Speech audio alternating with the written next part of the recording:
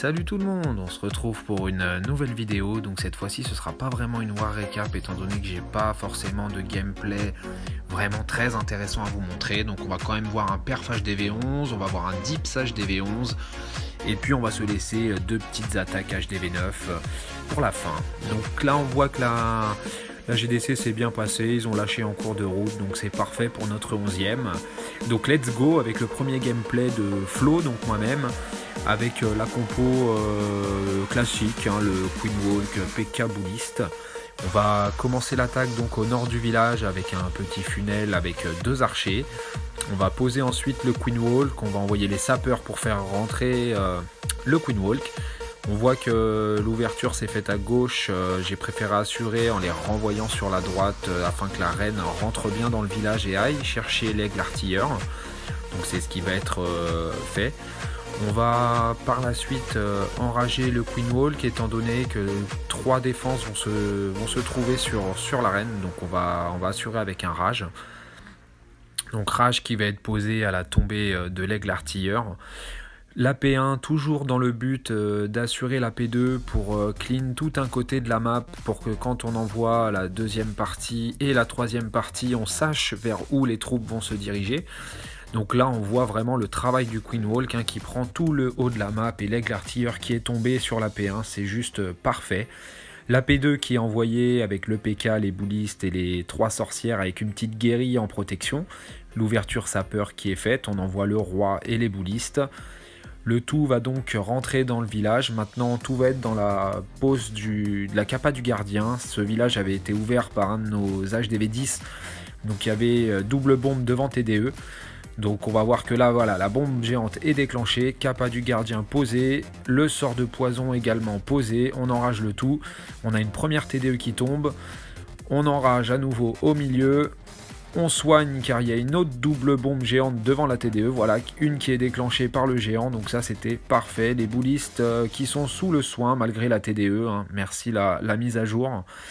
On voit au sud les PK full vie, il doit rester une bonne dizaine de boulistes et on voit le finish qui va très très bien se passer. Il reste un maximum de troupes, donc c'était pas un HDV11 max. Le perf est là malgré tout, c'était important, le 3 sur le 3, donc... voilà, gros GG à Flo pour ce joli 3 étoiles.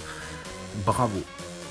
On va continuer ces petites attaques par une attaque de notre HDV, notre jeune HDV11 Braddock avec une compo Gohog. Plutôt bien exécutée, vous allez voir. Donc on a un petit funnel avec des mouches sur la réserve d'or et au nord afin de concentrer les troupes. Le but était évidemment pour les cochons d'aller chercher la reine, de prendre, d'essayer de déclencher des bombes géantes. Donc vous allez voir que tout va bien se passer. On a la dépose des 2 golems pour tanker un maximum de défense. Jamais les 2 golems toujours au même endroit, on les espace un maximum. Là on voit que toutes les défenses sont ciblées par les golems, donc c'est vraiment parfait. On a l'ouverture sapeur qui a été bien exécutée. Donc voilà, tout va pouvoir rentrer. On va déposer le petit sort de saut pour aller au plus loin, essayer de chercher une TDE. On a le rage qui est posé pour les boulistes, les héros. Le CDC géré avec un poison, ainsi que le roi qui est dans le périmètre du poison, donc c'est parfait. On voit que la P1 se passe très bien. La petite capa qui est un peu ratée, mais qui était pour protéger les boulistes, c'est pas grave. Les 2 ballons en haut, ça c'est très bien pensé, étant donné qu'il y avait juste 2 canons. Un petit ballon pour chaque canon, c'est parfait, ça fait ça de moins à faire pour les cochons.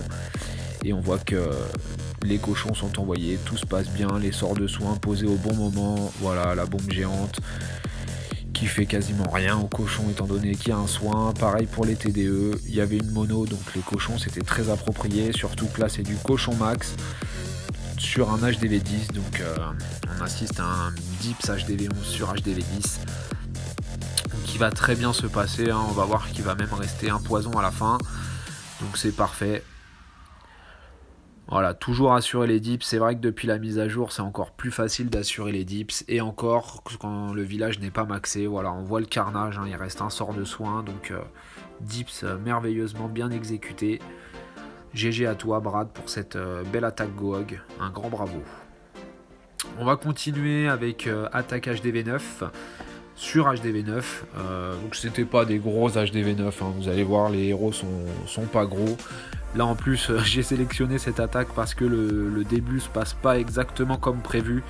Mais on voit la puissance des Sosotes, hein, les Sosotes, hein, qui est la troupe du moment. Vous associez Sosote, guérisseuse, c'est parfait. Alors nous on joue pas trop le Go Oui Oui, on joue surtout le Sorcier Walk, hein, qui pour nous est une compo qui marche très très bien. Donc là on va voir, malgré le premier sort de saut, les troupes vont tourner.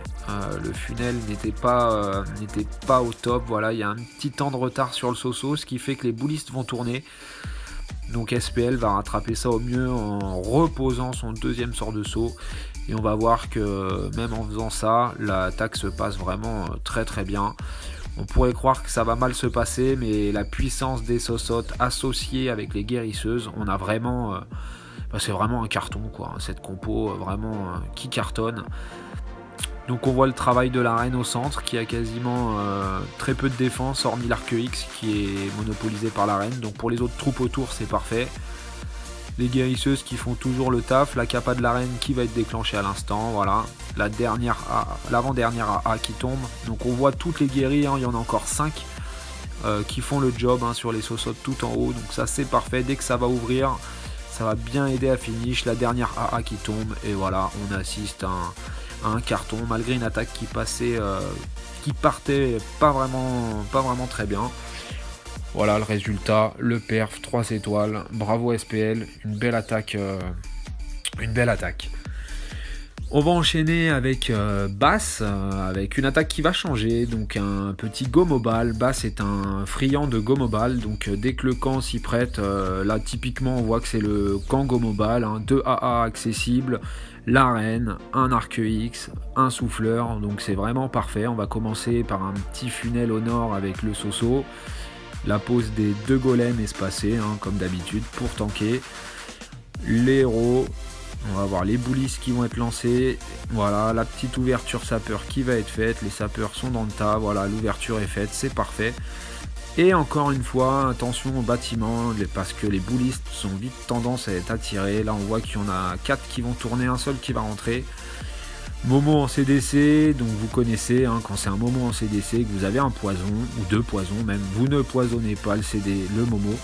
C'est inutile, vous attendez qu'il pop comme c'est le cas à l'instant et on pose le poison pour les roquettes de lave. C'est beaucoup plus efficace parce que les roquettes de lave peuvent poser problème, que ce soit sur du Go-Hog, que ce soit sur du Go-Mobile.